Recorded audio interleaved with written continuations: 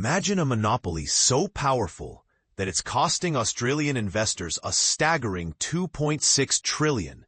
The shocking truth is that this monopoly is none other than the Australian Securities Exchange, ASX, which has been failing investors in a big way.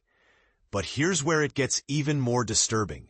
Despite the damage, the ASX's CEO, Helen Lofthouse, was still awarded a hefty remuneration package of $2.4 million, albeit with a short-term bonus waiver. This raises serious questions about accountability and the prioritization of investor interests.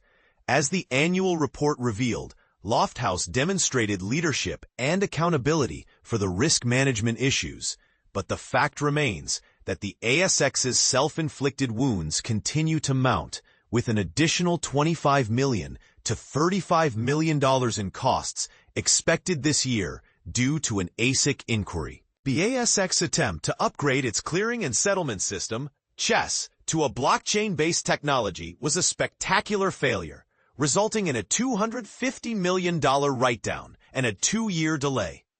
This debacle has sparked controversy, with some arguing that it's an example of hubris on the part of the ASX. The failure of the CHESS upgrade has had a cascading impact, including an unprecedented failure to settle trades and an embarrassing error that mixed up 2 company names, briefly wiping $400 million off the market value of TPG Telecom. But here's the part that's even more alarming: the ASX's prioritization of company interests over investor protection. The James Hardie deal, which cost shareholders $6 billion, is a prime example of this. The ASX gave James Hardie a waiver from having to get investor approval for the issue of 35% of its listed shares, effectively denying investors a say in the matter. This raises serious questions about the ASX's role in protecting investor interests. And this is the part that most people miss. The ASX sees its real customers as the executives at the companies listed on its bourse, not investors.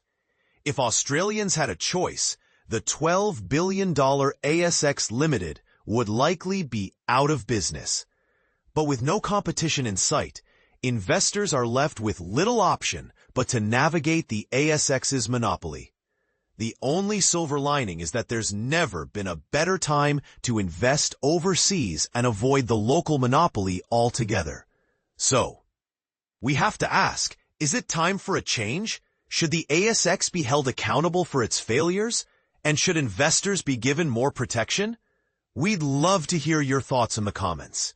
The fact remains that the ASX's monopoly is a major issue that needs to be addressed, and it's up to investors to demand better. As the wheels are set in motion for Cboe to conduct new listings in Australia, it's likely that the ASX will eventually face more competition. But until then, investors will have to navigate the treacherous landscape of the ASX's making. The question on everyone's mind is, what's next for the ASX?